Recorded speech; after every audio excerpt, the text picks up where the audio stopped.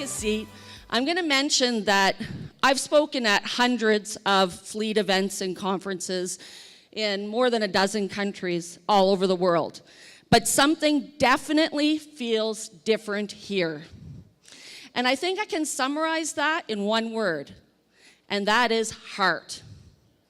I am amazed at the passion and impressed at the interest that you're showing here in fleet safety and in professionalizing the fleet industry throughout Brazil.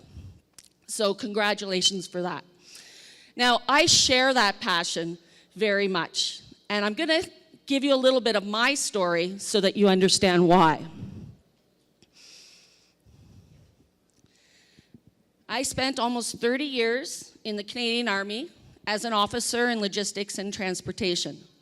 I served all over the world, and in 1999, I was promoted to major, and I was given the responsibility for a fleet of 32,000 vehicles deployed worldwide.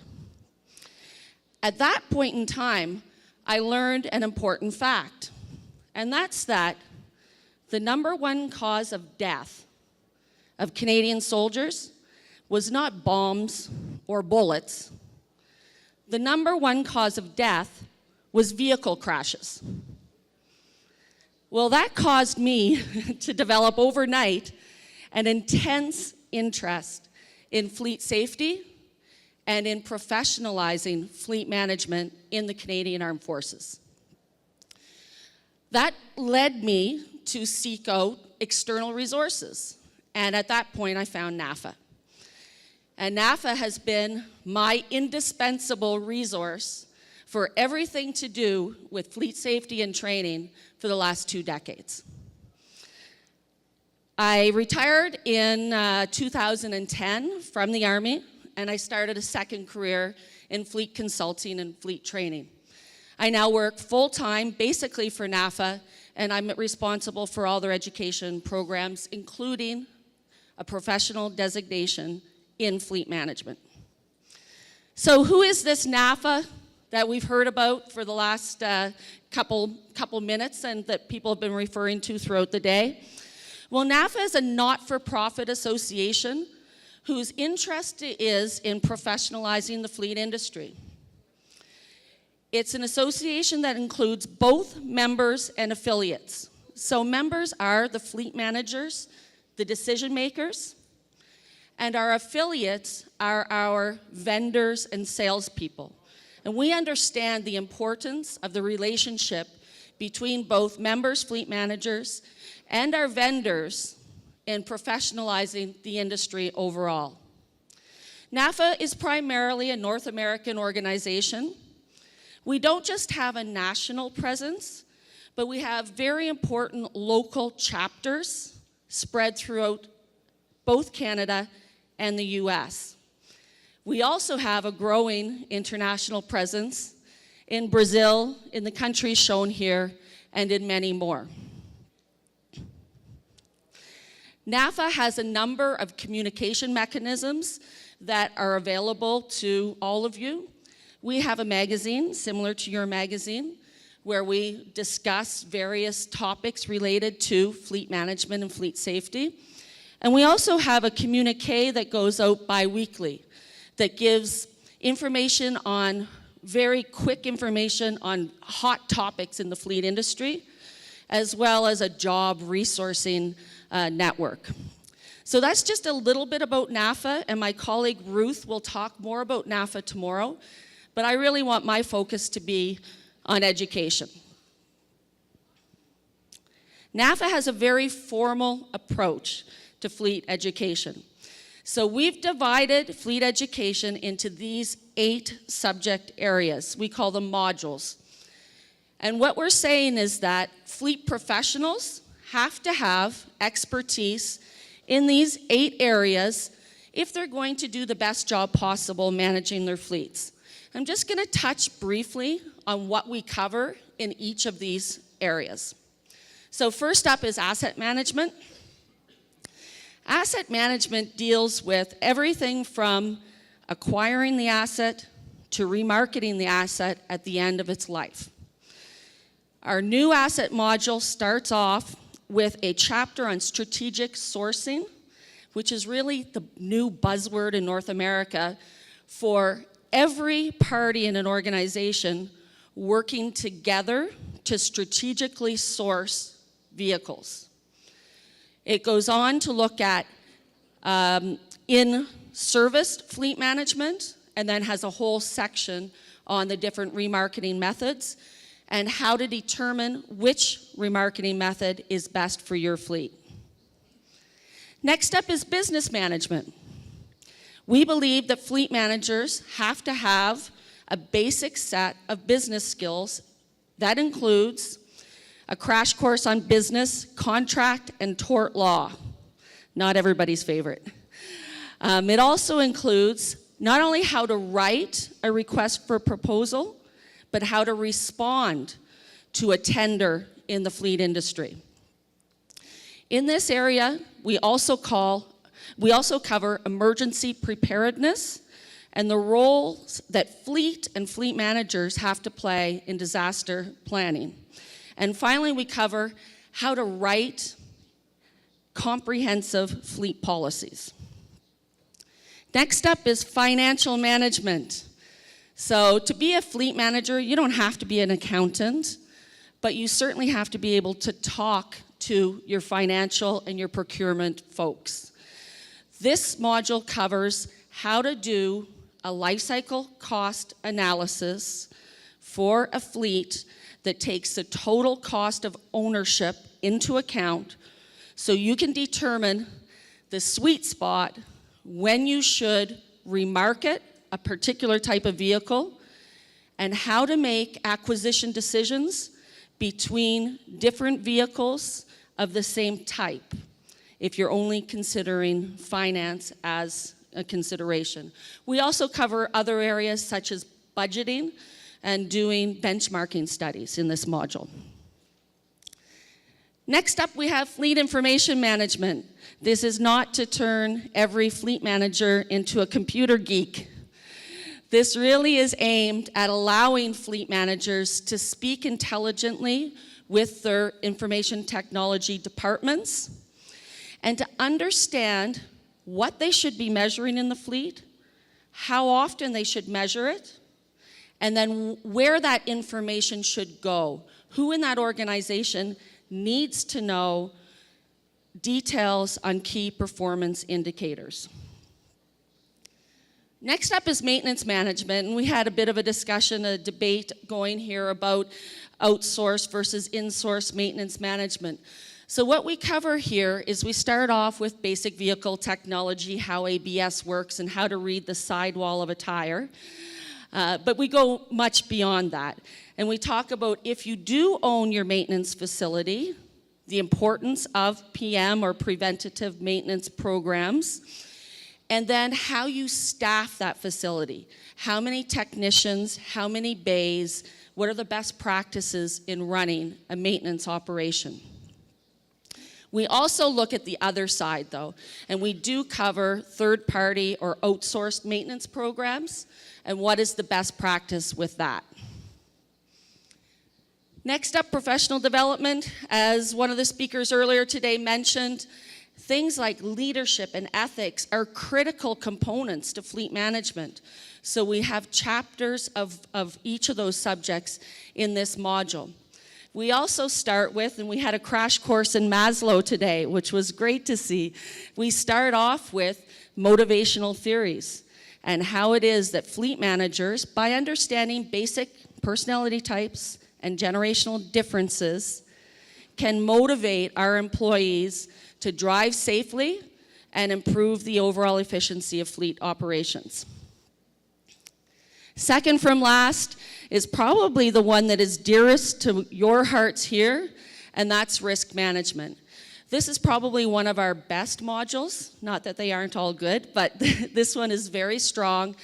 It covers a university course in the fundamentals of risk management and the risk management process, which would really enable you to do a risk assessment of your own organization or your fleet. But then it goes on to cover driver training programs and crash management programs. And you will note that in NAFA speak, we don't use the term accident. We use the term crash, and we do that deliberately to highlight the fact that crashes are not accidental, and to really bring attention to that at the highest levels of management. And our last one, fuel management. We just had a debate on fuel management. What we cover in our fuel management program are traditional fuels, the alternative fuels, and then the systems that deliver them. And we offer fleet managers the tools to determine whether a conventional or which alternative fuel might be best in their particular situation. So those are the 8 topics we cover.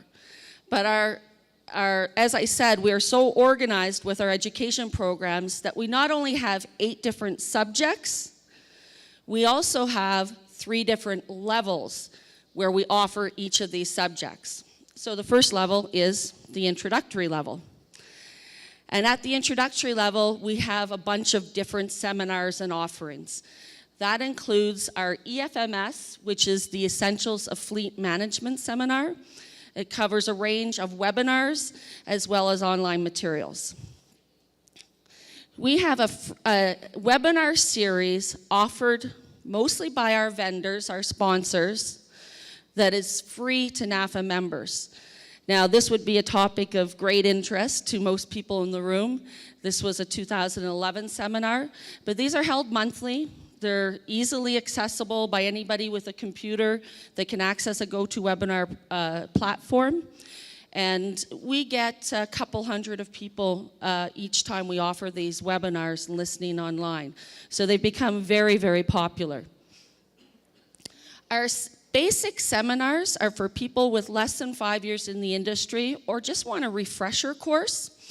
Our next one is in Dallas, Texas, in February, and we do a 2-hour session on each of our 8 topics, and we allow 30 minutes to an hour of discussion on each of those topics. So it's an excellent forum for not only learning and education, but also networking. So next up is our intermediate education. When I first joined NAFA 15, 16 years ago, we were relying on a lot of magazine articles or college textbooks that weren't specific to fleet. So approximately a decade ago, we started writing our own textbooks. And we now have a fleet-specific textbook in all of these subject areas. They're all available online. They're all available just as an e-download. But we have an extensive range of products and guides. And it looks really good when you have a full shelf lined up with fleet asset management, fleet business management, fleet maintenance management. Excellent resources for almost any question that can come up in a fleet organization. At the advanced level, and this is really the heart of our professional designation in fleet management, we offer boot camps, which are intense training in our materials, as well as a master's level seminar for very experienced fleet managers. So here's a Canadian ex-Army officer talking to a largely Brazilian audience with a British Army slide. How's that for global? All right, so we offer boot camps. These are 3-day intense sessions on those 8 subjects that we just presented and prepare students to take the certification exams. Our next boot camp will be offered in Austin, Texas in April. However, we have started offering these boot camps online and offered the first one last week, and we'll be offering them monthly in each subject area. Our master seminar is a 3-day class, and what we have is a fictitious fleet database. And people have to come with their own laptops and tablets, and we give them a series of fleet problems that they have to solve. So whether it's a life cycle cost analysis or a complete risk analysis of an organization, we work in small groups to solve real-world, high-level strategic fleet problems. And now our professional certifications. We have two. We have the CAFS, or the Certified Automotive Fleet Specialist, and CAFM, Fleet Manager. The word automotive does not mean only cars. Automotive means anything with an engine. So we do in our program deal with commercial vehicles, large trucks, etc. To get your CAFM, you have to study the material and pass exams in the 8 subject areas. This program is college accredited. We have 4 partner schools in Canada and the US who recognize our designation for college or university credit. For the CAFS, you only have to pass 4 of the 8 tests. Now, they used to be in specific streams, so you had to pass a specific set of 4, but as of December exams, it's any 4. The other new thing with this program is we've just unbundled the program completely. So somebody could take only one module, for example, risk management, and then write and pass that exam and receive a certificate in risk management, which I think could be of interest in this organization, in this group. Here's how it works. Those who enroll in the program, and I'm pleased to say that there are a few of those people in this room today, one of whom will be writing exams here in Brazil on Friday. You get an online link that provides you access to a study guide, which I'll show you an example of in a minute, a textbook, and practice test questions. The study guide is your roadmap through the program. So this is our risk module, and this shows the types of questions, the types of things you would learn in going through this particular module. Every single study guide has the reference, or the textbook where you'd find the answer, as well as the page number.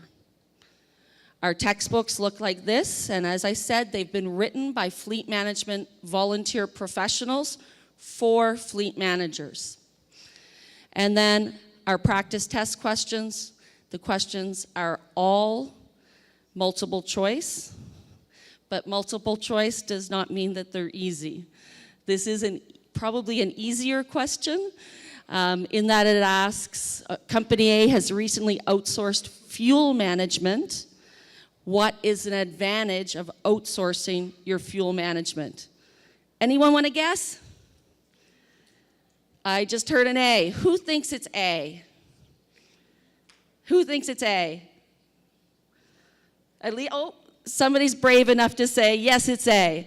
And yes, the basic theory of outsourcing is that by divesting of non-core activities, and in this case, we're assuming that this is a non-core activity for this fleet, so in divesting of that activity, they have a better ability to concentrate on core activities. Now, just before I wrap up, I want to mention that all these materials, all that is great, but very often people ask NAFA, or they ask me, well, what are the 5 or 6 or 10 things that you have to do as a fleet manager to have a best-in-class fleet? So we've boiled that down to the 11 essentials of fleet management. And these all come directly from our education materials, but at the end of the day, if you are doing these 11 things, then you're doing well. So first off, you don't simply buy a bunch of vehicles because you think you need them. You know, I lived for 4 years in Norway. In Norway, everything was about the mobility requirement or the transport requirement. So you got up in the morning and thought about, okay, how am I going to get to work? Your first option is, well, why don't I walk? And if it's less than 10 kilometers, you walk. Your second option is, oh, maybe I can take my bicycle or my skis in the winter. The third option is, can I take public transport? And only then might you consider taking your own vehicle. It's just not the way you think. We've talked a lot about culture. The culture of Scandinavia does not default to fleet ownership. It defaults to, are there alternatives to ownership? So NAFA wants people to consider those alternatives before moving to, okay, I'm gonna need a vehicle for this requirement. The second one, you use a formal selection process, and you see it here, that in selecting your vehicles, you consider not just cost, but also safety and the environment. Third up, NAFA provides life cycle cost spreadsheets that make it really easy to calculate the ideal life cycle for a vehicle.